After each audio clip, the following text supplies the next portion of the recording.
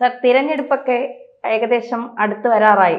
Date declare ചെയ്തിട്ടില്ലെങ്കിലും എല്ലാവരും ആകാംക്ഷയോടെ നോക്കുന്നത് UDF വരുമോ LDF വരുമോ എന്നതിനപ്പുറം BJP ഈ തിരഞ്ഞെടുപ്പിൽ എത്ര സീറ്റ് പിടിക്കും, BJPക്ക് ഒരു MLA എങ്കിലും ഉണ്ടാകുമോ, അതോ ഒന്നിലധികം MLA മാർ ഉണ്ടാകുമോ എന്നുള്ളതാണ്. ഇപ്പോ ശോഭാ സുരേന്ദ്രൻ ഒരു പത്രത്തിന് നൽകിയ അഭിമുഖത്തിൽ അവർ പറയുന്നത് എത്ര സീറ്റ് കിട്ടും എന്നല്ല ഞങ്ങൾ നോക്കുന്നത്, കേരളത്തിൽ ഭരണം പിടിക്കാൻ പറ്റുമോ എന്നുള്ളതാണ്.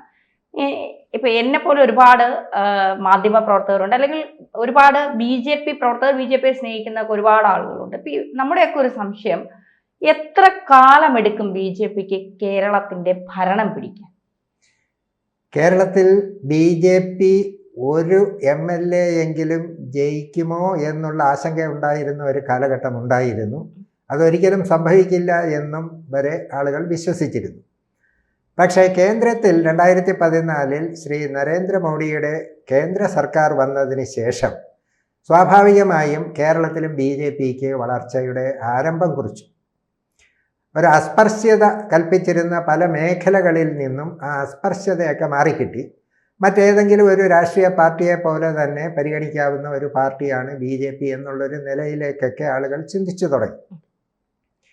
അങ്ങനെയാണ് നിയമം അക്കൗണ്ട് ഓപ്പൺ ചെയ്തത്.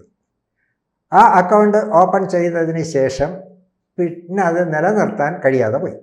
പക്ഷേ പകരം തൃശ്ശൂരിൽ ഈ തെരഞ്ഞെടുപ്പിൽ ഒരു MPയെ കിട്ടി. ഇപ്പോൾ ഇതാ തിരുവനന്തപുരത്ത് കോർപ്പറേഷനും കിട്ടി. അപ്പോൾ സ്വാഭാവികമായിട്ടും MP, MLA, കോർപ്പറേഷൻ, പിന്നെ 2 മുനിസിപ്പാലിറ്റി ഉണ്ട്, 26 പഞ്ചായത്തുമുണ്ട്. ഇതാണ് BJPയുടെ കേരളത്തിലെ ഒരു മൊത്തം തെരഞ്ഞെടുപ്പിലെ ഒരു വിജയ ചിത്രം. ഇത്രയുമാണ്. പിന്നെ പലയിടത്തും 2ാം സ്ഥാനത്ത് പലയിടത്തും വന്നിട്ടുണ്ട്, ചിലയിടത്ത് വോട്ട് പെർസെൻറ്റേജ് കൂടിയിട്ടുണ്ട്. മൊത്തത്തിൽ നമ്മൾ പറഞ്ഞാൽ ആരൊക്കെ നിഷേധിച്ചാലും BJPക്ക് കേരളത്തിൽ രാഷ്ട്രീയ വളർച്ച ഉണ്ടോ എന്ന് ചോദിച്ചാൽ നിസ്സംശയം പറയാം, വളർച്ച ഉണ്ട്.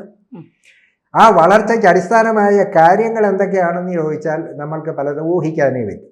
ഇപ്പോൾ ഉദാഹരണത്തിന് CPMൻ്റെ ഈ പോക്കിനോട് വിയോജിപ്പുള്ള ഒരുപാട് പേർ ഒരു പക്ഷേ മാറി വോട്ട് ചെയ്യും.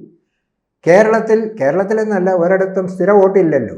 അങ്ങനെ ഉണ്ടായിരുന്നെങ്കിൽ 1957 ഏപ്രിൽ 5 EMS ആദ്യം മുഖ്യമന്ത്രിയായ അന്ന് തൊട്ട് ഇപ്പോൾ വരെ ആ പാർട്ടി ഭരിക്കണ്ടേ? അല്ലെങ്കിൽ കേന്ദ്രത്തിൽ ജവഹർലാൽ നെഹ്റു ആദ്യ പ്രധാനമന്ത്രിയായ അന്ന് തൊട്ട് ഇന്ന് വരെയും ഭരിക്കണ്ടേ? അപ്പം ജനങ്ങൾ മാറി മാറി വോട്ട് ചെയ്യും. ആ വോട്ട് എങ്ങനെ ഒരു രാഷ്ട്രീയ പാർട്ടിക്ക് അനുകൂലമായി എടുക്കാം എന്നുള്ളതാണ് അതിനുള്ള സാഹചര്യങ്ങൾ. ഇവിടെ ഇപ്പോൾ ഈ BJP എന്ന് പറയുന്ന ഒരു പ്രസ്ഥാനത്തെ ഒരു ഹൈന്ദവ പാർട്ടിയായി മാത്രം കണ്ടുകൊണ്ടിരുന്ന ഒരു കാലഘട്ടമുണ്ട്. ഒരു മതവിഭാഗത്തിലേക്ക് കൃത്യമായി വ്യാപകമായി ഇറങ്ങിച്ചെല്ലാൻ കഴിയാത്ത ഒരേ ഒരു മതവിഭാഗം ഇസ്ലാം മതവിഭാഗം മാത്രമേ ഉള്ളൂ. അതിൽ ഒറ്റപ്പെട്ട നേതാക്കന്മാരെ, വല്ല സ്ഥാനങ്ങളും വേണമെന്നുള്ളവരെ കിട്ടും. അല്ലാതെ അതിനകത്തോട്ട് ആശയപരമായി ഇറങ്ങിപ്പോയി മുസ്ലിം വോട്ടുകൾ ബൾക്കായി കിട്ടാനുള്ള സാധ്യത ഇപ്പോഴും ഇല്ല. അത് അങ്ങനെ ആയിപ്പോയി. അത് ഇനി ആര് മാറ്റണമെന്ന് വിചാരിച്ചാലും അത് ബുദ്ധിമുട്ടാണ്. പക്ഷേ ആ ഒരു വിഭാഗം ഇല്ലെങ്കിൽ ജയിക്കില്ല എന്നെവിടെയെങ്കിലും പറയാൻ പറ്റുമോ? ജയിക്കാം. ഇവിടെ ഇപ്പോൾ ശ്രീമതി ശോഭാ സുരേന്ദ്രൻ 8 or 9 തവണ മത്സരിച്ചിട്ടുണ്ട്. ഏതാണ്ട് അങ്ങ് തിരുവനന്തപുരം വഴിയെ, തിരുവനന്തപുരത്തിന് തൊട്ടടുത്ത ആറ്റിങ്ങൽ മുതൽ അങ്ങ് മലപ്പുറം വരെ മത്സരിച്ചിട്ടുണ്ട്. മിക്കവാറും എല്ലാ ജില്ലകളിലും മത്സരിച്ചിട്ടുണ്ട്. നിയമസഭയ്ക്കും പാർലമെൻറ്റിലുമൊക്കെ മത്സരിച്ചിട്ടുണ്ട്. പക്ഷേ ഇതുവരെ ജയിക്കാൻ കഴിഞ്ഞിട്ടില്ലെന്നേ ഉള്ളൂ. അപ്പോൾ അവരുടെ ഇൻ്റർവ്യൂവിൽ നമ്മൾ കണ്ടത്, അവരോടുള്ള ചോദ്യത്തിൽ മറുപടി പറഞ്ഞത് നേരത്തെ ധന്യ പറഞ്ഞതുപോലെ എത്ര സീറ്റ് എന്നുള്ളതല്ല, ഭരിക്കുക എന്നുള്ളതാണ്. അതൊരു രാഷ്ട്രീയ പാർട്ടിയുടെ ഒരു നേതാവെന്നുള്ള നിലയിൽ അത് പറയുന്നത് കൊണ്ട് കുഴപ്പമില്ല. പക്ഷേ വസ്തുതകളും യാഥാർത്ഥ്യങ്ങളുമായി എത്രത്തോളം അത് ഒത്തുവരും എന്നുള്ളതും കൂടി ഇത്തരം പ്രസ്താവനകൾ നടത്തുമ്പോൾ അതനുസരിച്ച് പറയുന്നത് നല്ലതാണ്. ഇല്ലെങ്കിൽ പലപ്പോഴും പറ്റുന്ന എന്താണെന്ന് വെച്ചാൽ, ഇപ്പം നമ്മൾ സുകുമാരൻ നായരും വെള്ളാപ്പള്ളിയും അഭിപ്രായങ്ങൾ പറയാറുണ്ട്. സുകുമാരൻ നായരുടെ അഭിപ്രായത്തെ പോലെയാണോ പലപ്പോഴും വെള്ളാപ്പള്ളിയുടെ അഭിപ്രായത്തെ ജനങ്ങൾ കാണുന്നത്? അത് ആ പറയുന്നതിനകത്തുള്ള വാക്കുകളിലെയും ആശയത്തിൻ്റെയും കുഴപ്പം കൊണ്ടാണ്. അല്ലാതെ സുകുമാരൻ നായരോട് എല്ലാവർക്കും ഭയങ്കര സ്നേഹവും വെള്ളാപ്പള്ളിയെ കണ്ണെടുത്താൽ കണ്ടുകൂടാന്നുള്ളതൊന്നുമല്ല. ആ വാചകങ്ങളിലൂടെയും പറയുന്നതിനകത്തുള്ള മിതത്വം പാലിക്കാതെയും ഒക്കെ പോകുന്നത് കൊണ്ടാണ്. അതെന്തുമായിക്കൊള്ളട്ടെ, ഒരു തികഞ്ഞ, അതും ഈ BJP കേന്ദ്രത്തിൽ ഭരണത്തിൽ വന്നതിന് ശേഷം ഉയർന്നു വന്ന ഒരു വ്യക്തിയല്ല ശ്രീമതി ശോഭാ സുരേന്ദ്രൻ. അറിയാവുന്ന കാലം തൊട്ടേ, പ്രത്യേകിച്ച് സ്ത്രീകൾ BJPയിൽ വരാൻ മടിച്ചു നിന്ന കാലത്ത് മുതൽ അവർ ഈ പാർട്ടിക്ക് വേണ്ടി, BJPക്ക് വേണ്ടി അടിയുറച്ചു നിന്ന വ്യക്തിയാണ്. ഇനി ഇവിടെ ഈ തെരഞ്ഞെടുപ്പ് കേരളത്തിൽ വരുമ്പോൾ നേരത്തെ ധന്യ ചോദിച്ചൊരു ചോദ്യം വളരെ പ്രസക്തമാണ്. LDF, UDF ഇവിടെ ഇപ്പോൾ 10 വർഷം തുടർച്ചയായി LDFിൻ്റെ ഒരു ഭരണമാണ്. ഞാൻ അവിടെ കാണുന്ന ഒരു രാഷ്ട്രീയ കൃത്യമായ ഒരു നിരീക്ഷണം, 50 വർഷത്തെ ഭരണമായിരുന്നു തിരുവനന്തപുരം കോർപ്പറേഷൻ CPMൻ്റെ. അത് അവസാനിപ്പിക്കണമെന്ന് തിരുവനന്തപുരത്തുകാർക്ക് വലിയ ആഗ്രഹമായിരുന്നു. അവർ നോക്കി പകരം ആരെ കൊണ്ടുവന്നാൽ പറ്റും.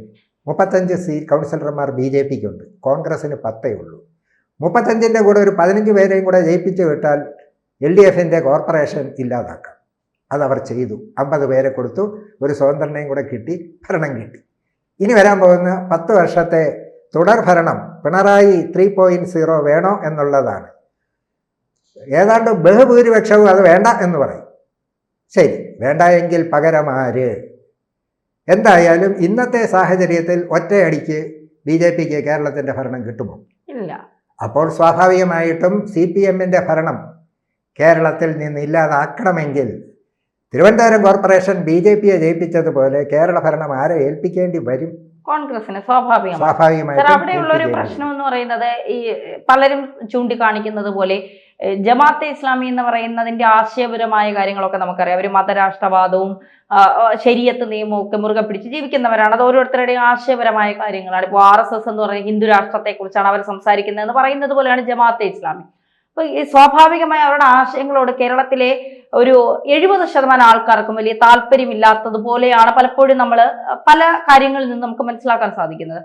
സ്വാഭാവികമായും ജമാഅത്തെ ഇസ്ലാമിയെ കൂടെ പിടിച്ചുകൊണ്ടുള്ള പ്രതിപക്ഷ നേതാവ് VD സതീശന്റെ ഒരു ജൈത്രയാത്ര, അത് കോൺഗ്രസിനകത്ത് തന്നെ വലിയ രീതിയിലുള്ള മുറുമുറുപ്പുകൾ ഉണ്ടാക്കുന്നുണ്ട്. കേരളത്തിലെ അടിയുറച്ചു വിശ്വസിക്കുന്ന കോൺഗ്രസ്സുകാർ അടക്കം പറയുന്നത് ജമാഅത്തെ ഇസ്ലാമിയുമായി മുന്നോട്ടുള്ള കോൺഗ്രസിന്റെ യാത്ര അത്ര സുഖകരമായിരിക്കില്ല എന്നുള്ളത്. അങ്ങനെ ഒരു ചിന്ത ജനങ്ങൾക്ക് വന്നാൽ അത് BJPക്കായിരിക്കുമോ CPMനായിരിക്കുമോ കുറച്ചുകൂടി എന്താ പറയുക, ആനുകൂല്യങ്ങൾ കിട്ടുന്നത് ആർക്കായിരിക്കും? അങ്ങനെ ഒരു ചിന്ത വന്നു കഴിഞ്ഞാൽ ഇവിടെ ജമാഅത്തെ ഇസ്ലാമി എന്ന് പറയുന്നത് ഒരു രാഷ്ട്രീയ പാർട്ടിയല്ല, അല്ല, ഒരു മത വിഭാഗമാണ്. അവര് കേരളത്തിൽ മുസ്ലിം സമുദായം ജനസംഖ്യയിലെ നമ്പർ 1 ആണ്, 27%. തൊട്ടുപുറകിൽ ഈഴവയാണ് 22%. ക്രിസ്ത്യൻസ് 18%. ബാക്കിയൊക്കെ പിന്നീട് വരുന്നതാണ്. ഇവർ ഒരു ന്യൂനപക്ഷമാണ്. അവർ ഈ പറഞ്ഞത് കണക്ക് തീവ്ര എന്താ പറയുക, മതരാഷ്ട്രവാദമൊക്കെ മുമ്പ് ഉന്നയിച്ചിരുന്നു. പിന്നീട് ഈ മതരാഷ്ട്രവാദമൊന്നും കേരളത്തിലും ഇന്ത്യയിലും ഒന്നും നടക്കത്തില്ല എന്നുള്ളത് കൊണ്ട് ഭേദഗതി വരുത്തി ഇപ്പം അത് മിണ്ടുന്നില്ല. എൻ്റെ ചോദ്യം, ഈ പറയുന്ന ഈ ജമാഅത്തെ ഇസ്ലാമിക്ക് ഒന്നുകിൽ LDF ഇല്ലെങ്കിൽ UDF ഇവരുടെ കൂടെ ചേർന്ന് നിൽക്കാനല്ലാതെ ഇവർക്ക് BJPയോടോ NDAയോടോ കൂടെ ചേർന്ന് നിൽക്കാൻ പറ്റുമോ? ഇല്ല. അപ്പോൾ ഇവർ ചില സമയത്ത് ആരുടെ കൂടെ നിൽക്കും? CPMൻ്റെ കൂടെ നിൽക്കും. 42 വർഷം ഇവർ CPMനോടൊപ്പമായിരുന്നു. 42 വർഷം. ഇപ്പോൾ അവർ നോക്കിയപ്പോൾ ഈ CPM എന്ന് പറയുന്ന ആ പ്രസ്ഥാനത്തിൻ്റെ ഈ ന്യൂനപക്ഷങ്ങളോടുള്ള സമീപനമൊക്കെ വെറും വാക്കുകളിലേ ഉള്ളൂ, പ്രവർത്തികളിലൊന്നുമില്ല എന്ന് അവർക്ക് ബോധ്യം വന്നതുകൊണ്ടായിരിക്കാം ഇപ്പോൾ അവർ UDFനും കോൺഗ്രസിനും അനുകൂലമായ നിലപാടെടുക്കുന്നത്. അവർക്ക് സീറ്റ് കൊടുക്കുന്നുണ്ടോ? അവർ ഘടകകക്ഷിയാണോ? അവർക്ക് വോട്ടുണ്ട്. ജമാഅത്തെ ഇസ്ലാമിയുടെ വോട്ട് വേണ്ട, പക്ഷെ ആ വ്യക്തികളുടെ വോട്ട് അതിപ്പം നമ്മൾ വേണ്ടെന്ന് പറഞ്ഞാലും അവർക്ക് വോട്ട് തന്നൂടെ? അപ്പോൾ അതുകൊണ്ട് അത് പറഞ്ഞാൽ ഇനി അതിന് CPMൻ്റെ നേതാക്കന്മാർ പറഞ്ഞ എന്താ? UDF ഭരണത്തിൽ വന്നാൽ ആഭ്യന്തര വകുപ്പ് മന്ത്രി ആരായിരിക്കും? ജമാഅത്തെ ഇസ്ലാമി ആയിരിക്കുമെന്ന്. എന്ത് ബുദ്ധിശൂന്യമായ ആ ഒറ്റ കാരണം. CPMൻ്റെ നേതാക്കന്മാരുടെ പ്രസ്താവനകൾ കൊണ്ട് മാത്രമായിരിക്കും ഇത്തവണ കോൺഗ്രസ്സിന് ഭരണം കിട്ടാൻ പോകുന്നത്. അതേപോലെ വെള്ളാപ്പള്ളിയുടെ പ്രസ്താവനകൾ, അതുപോലെ പിന്നെ ആരായിരുന്നു, സജി ചെറിയാൻ, ഇവരുടെയൊക്കെ ഒരു പ്രദേശത്ത് നിന്ന് ജയിച്ചു വന്നവരുടെ പേര് നോക്കിയാൽ അറിഞ്ഞൂടെ ആരൊക്കെ. അങ്ങനെയാണ് ഓരോ സ്ഥലത്തും നമുക്കെടുക്കാം. തിരുവനന്തപുരത്ത് എടുക്കാം, കോർപ്പറേഷനിലത് എടുക്കാം. അപ്പം അതെന്താ? അപ്പം ഇതൊക്കെ ചെന്ന് തറയ്ക്കുന്നത് കേരളത്തിലെ ആളുകൾ മറ്റേവിടത്തെയും പോലെയല്ല. നമ്മളൊക്കെ ഇവിടെ ഇപ്പോൾ ഈ പരസ്പരം നമ്മൾ ഇൻ്റർവ്യൂ നടത്തുന്നല്ലോ, ഇവിടുത്തെ സാധാരണ 2 പേരെ കൊണ്ടുവന്നിരുത്തിയാൽ നമ്മളെക്കാൾ വൃത്തിയായിട്ട് അവർ പറയും. കാരണം നമ്മൾ ചില ആംഗിളിലൂടെ നോക്കൂ, അവർ ആ ആംഗിളിലൂടെയല്ല, അവർക്ക് ഒരാംഗിളും ഇല്ല, അവർ കൃത്യമായ ശരിയായ ആംഗിളിലൂടെ വരും. അതുകൊണ്ട് കേരളത്തിൽ BJPക്ക് 1 സീറ്റ് ഇനി കിട്ടിയാൽ അതൊരു രാഷ്ട്രീയ വിജയമല്ല, 2 സീറ്റ് കിട്ടണം മിനിമം. കാരണം 1 സീറ്റ് ആൾറെഡി കിട്ടിയിട്ടുണ്ട്. 2 സീറ്റ് കിട്ടിക്കഴിഞ്ഞാൽ തീർച്ചയായിട്ടും അത് വൻ വിജയമാണ്. 2 കിട്ടില്ലെന്നോ 2 കിട്ടത്തുള്ളെന്നോ ഒന്നും നമ്മൾക്കിപ്പോൾ പറയാൻ പറ്റില്ല. പക്ഷെ ഒരു കാര്യം ഉറപ്പാണ്, ഭരണം എന്തായാലും UDFന് തന്നെ കേരളത്തിലെ ജനങ്ങൾ. അത് ആരുടെ ആവശ്യമാണ്? CPMൻ്റെയും LDFനകത്തും ഉള്ളവർക്ക് ആ പാർട്ടി നിലനിൽക്കണമെങ്കിൽ 3.0 വരാൻ പാടില്ല, 0 ആകാം. അതിൽ അവർ ചെയ്യും. അതേപോലെ കോൺഗ്രസും UDFനും അനുഭവമുള്ളവർ അങ്ങനെ ചെയ്യും. BJPക്കും അത് വേണ്ടി വരും. കാരണം എന്താ? ഇല്ല എങ്കിൽ ഈ CPM തന്നെ 3.0 വീണ്ടും വരുന്നത് BJPക്ക് രാഷ്ട്രീയപരമായിട്ട് അവർക്ക് ഗുണകരമാണോ? ഒരിക്കലുമല്ല. അപ്പോൾ എല്ലാ പാർട്ടികളുടെയും എല്ലാ വ്യക്തികളുടെയും പൊതു ആവശ്യമായി കാട്ടുതീ വരുമ്പോൾ എല്ലാവരും കൂടെ ഒന്നിക്കും. കീരിയും പാമ്പും എല്ലാം കൂടെ അപ്പോൾ തോളി കൈയിടും. അതുപോലെ കേരളത്തിൽ കാട്ടുതീയുടെ ഒരു സാഹചര്യത്തിലേക്ക് 3.0 വരാതിരിക്കാൻ എല്ലാ പേരും കൂടി ചേർന്ന് UDFനെ വിജയിപ്പിക്കും. 5 കൊല്ലം കഴിഞ്ഞ് പിന്നെ അവരെ എന്ത് ചെയ്യും എന്നുള്ളത് കാത്തിരുന്ന് കാണും.